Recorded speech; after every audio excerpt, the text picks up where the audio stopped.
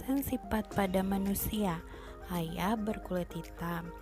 Ibu menikah dengan ibu berkulit putih, maka anaknya akan berkulit putih.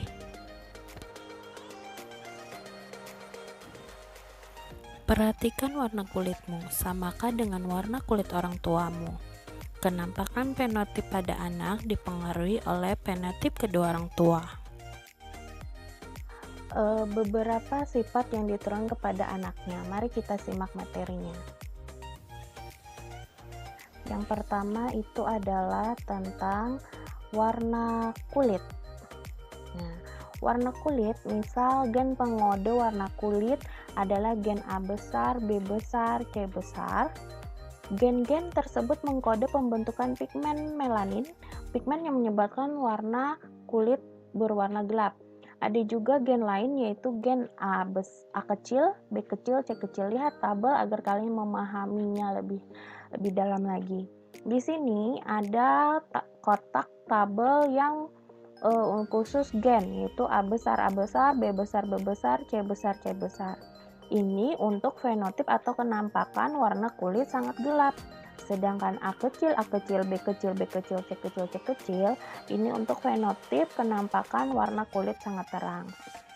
Kemudian A besar, B besar, C besar sama dengan A kecil, B kecil, dan C kecil itu adalah gen untuk homozigot karena semua hurufnya ini besar, ini semua kecil.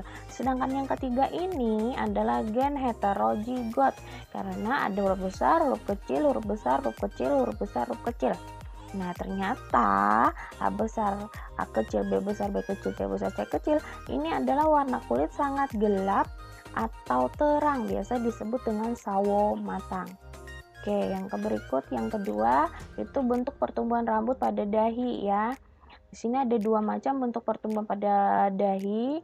Yang pertama seperti huruf V di atas dahi atau widow's peak. Nah, gambarnya seperti ini. Ini huruf V-nya ya. Kemudian yang kedua adalah bentuk melingkar biasa atau tidak ada widow's peak. Nah, ternyata bentuknya bulat aja, nggak ada huruf seperti huruf V.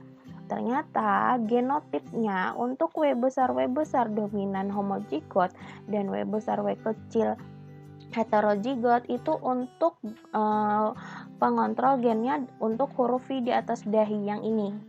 Sedangkan W kecil resesif homozigot itu untuk gen pengontrol yang tidak memiliki bentuk huruf V. Kemudian yang ketiga, tipe perlekatan cuping telinga.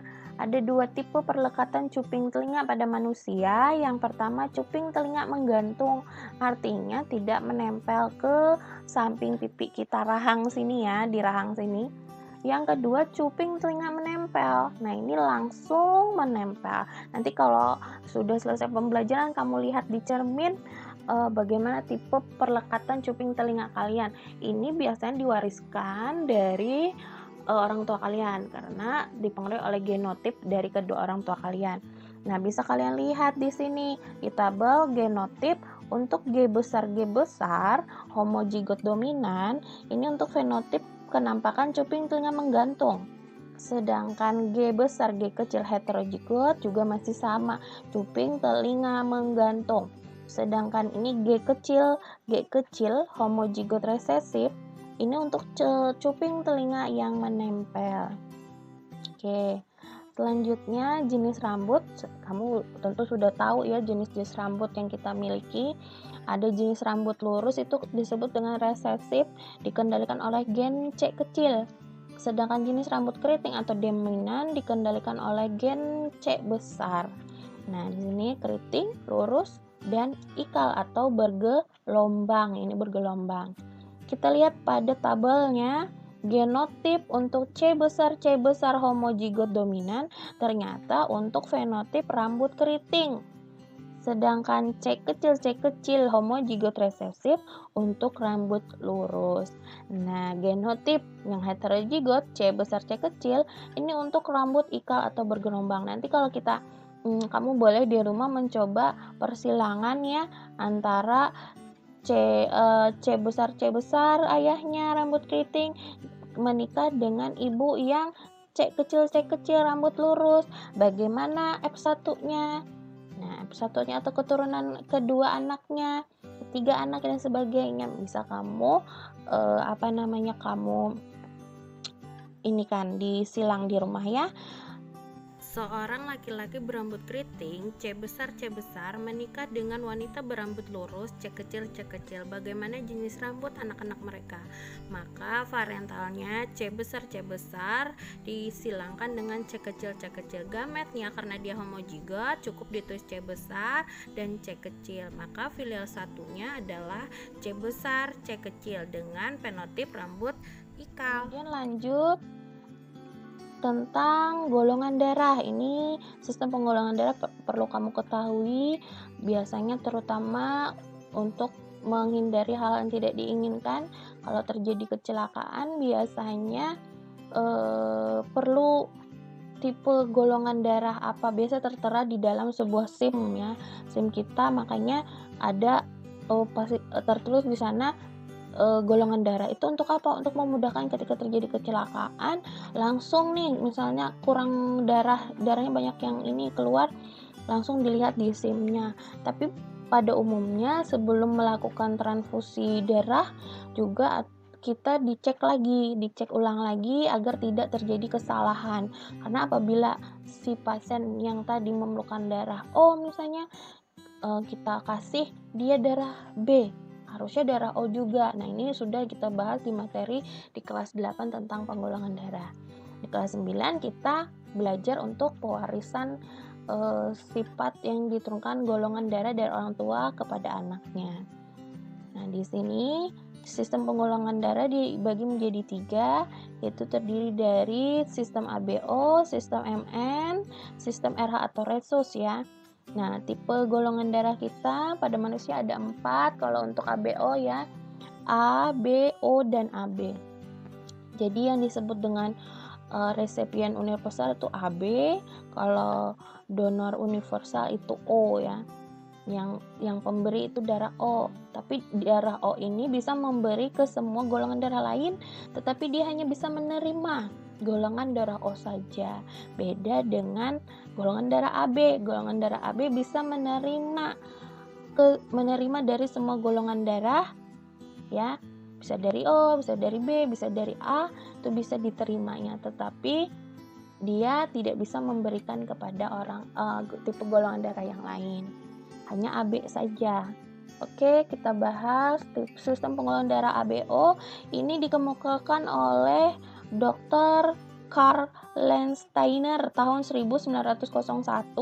Dia menyatakan darah sejumlah individu dapat menggumpal jika dicampurkan dengan serum darah dari individu lain, namun tidak dialami oleh seluruh orang.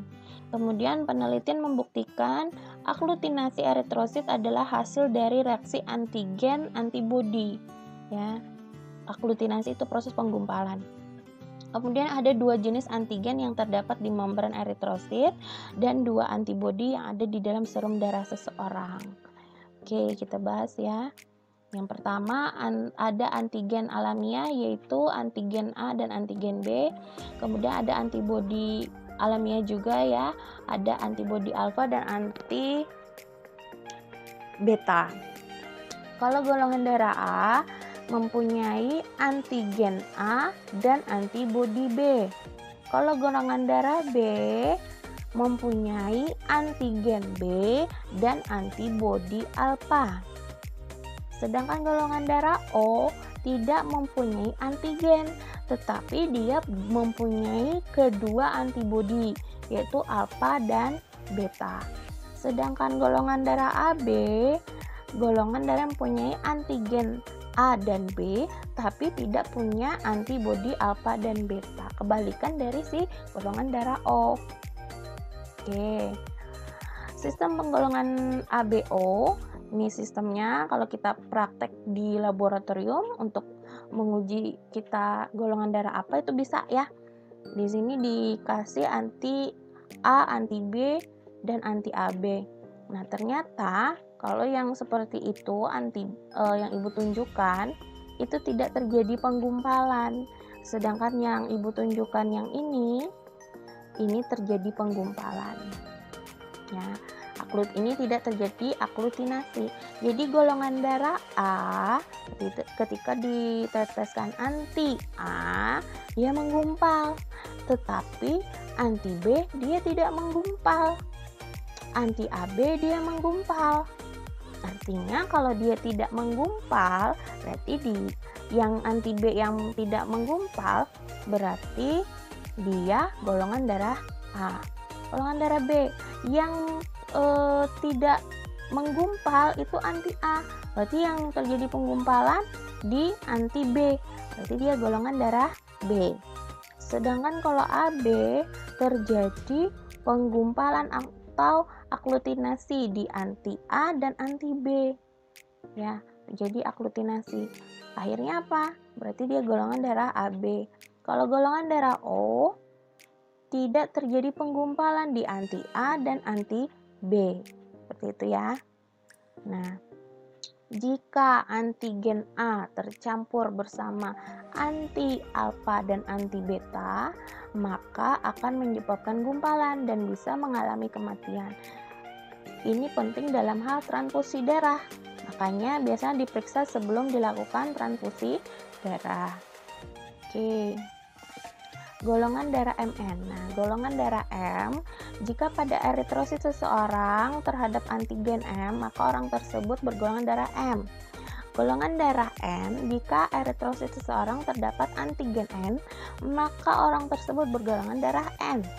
Nah, golongan darah MN, jika eritrosit seseorang atau sel darah merah seseorang tersebut terdapat antigen M dan N, maka orang tersebut bergolongan darah MN. Oke, selanjutnya sistem penggolongan darah resus, yaitu penyebab hemolisis pada bayi yang baru lahir.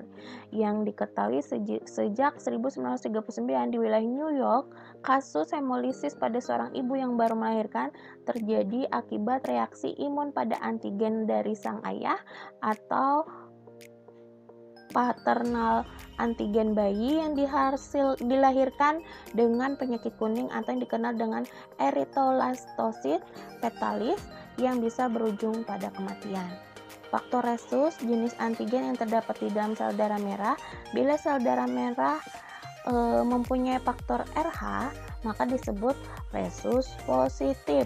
Dan apabila tidak mempunyai faktor RH, maka disebut dengan resus negatif. Jadi kalau tidak punya itu dia negatif resusnya, tapi kalau punya dia resus positif ya. Oke, selanjutnya jenis alel. Alel itu gen yang berpasangan.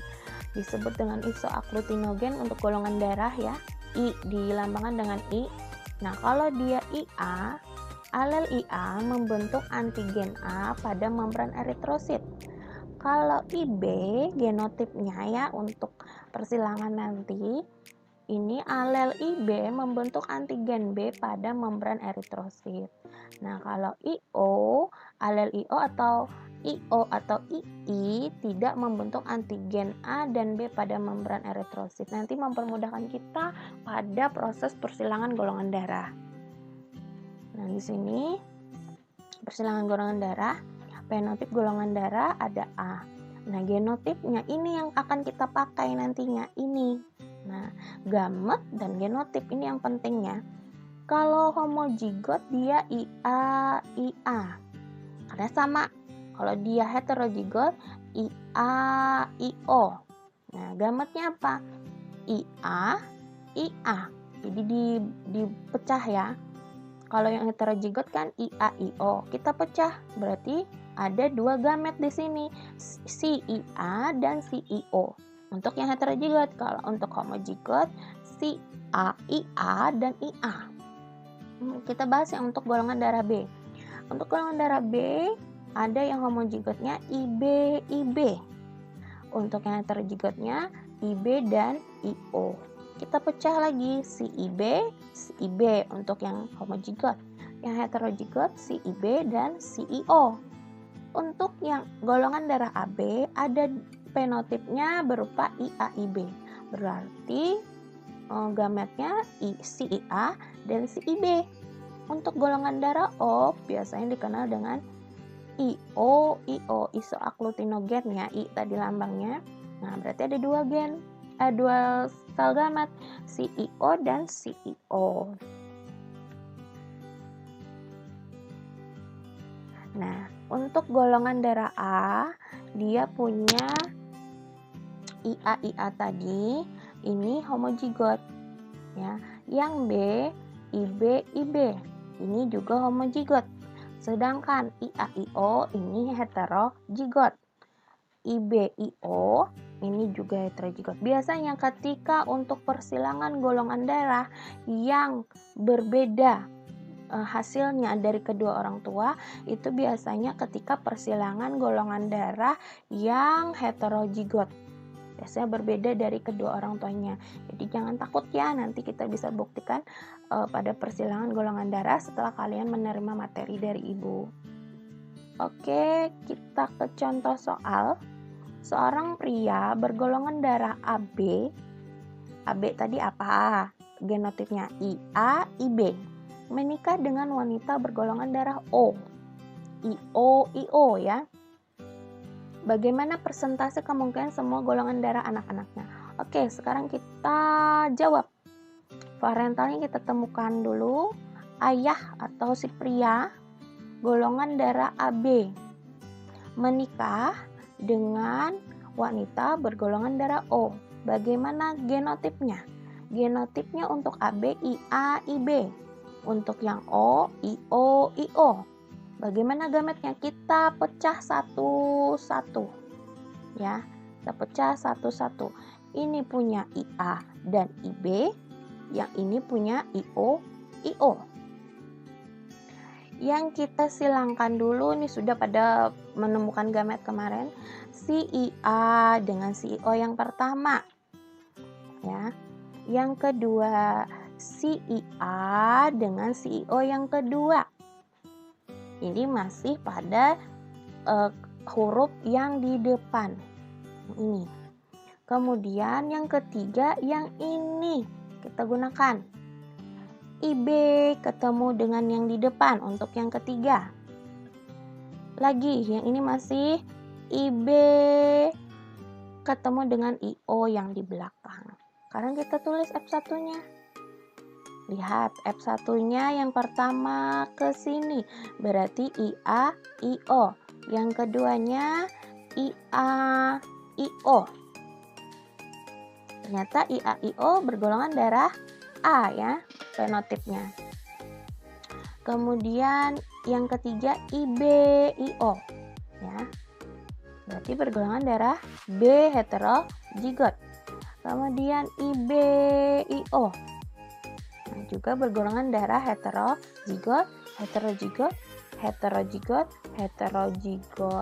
Nah, sekarang kita bisa melihat di sini ada 4 golongan darah. Dibagi menjadi golongan darah si A ada 2 dan si B ada 2. Jadi jumlah semuanya berapa untuk golongan darah persentasenya? 2. Yang A kan ada 2. 2/4. 4 jumlahnya 1, 2, 3, 4. 2/4 dikali 100%. 100 bagi 4, 25. Tulis di atas ini ya. 25 kali 2, 50. Untuk golongan darah B berapa? 1, 2. Berarti 2/4 dikali 100% sama dengan 50%. Artinya 50-50. Bisa saja nanti anak pertama golongan darah A, anak kedua golongan darah B, nanti A lagi, nanti B lagi. Seperti itu ya. Oke, mari kita latihan. Siapkan alat tulis kalian. Latihannya yang pertama nomor 1, seorang suami bergolongan darah A homozigot, berarti IA, IA. Ya, menikah dengan wanita yang bergolongan darah B homozigot, berarti IB, IB. Maka kemungkinan golongan darah anak-anaknya bagaimana? Persentasenya, kamu hitung persentasenya ya. Yang kedua, seorang suami bergolongan darah A heterozigot, berarti IA, IO. Menikah dengan wanita bergolongan darah B heterozigot, berarti IB, IO. Maka kemungkinan golongan darah anak-anaknya bagaimana? Terima kasih telah menyimak materi ini. Tidak lupa juga Ibu selalu mengingatkan terapkan protokol kesehatan, cuci tangan dengan air yang mengalir. Setelah melakukan berbagai aktivitas, gunakan hand sanitizer apabila tidak menemukan air. Gunakan masker apabila beraktivitas di luar ruangan, di luar rumah.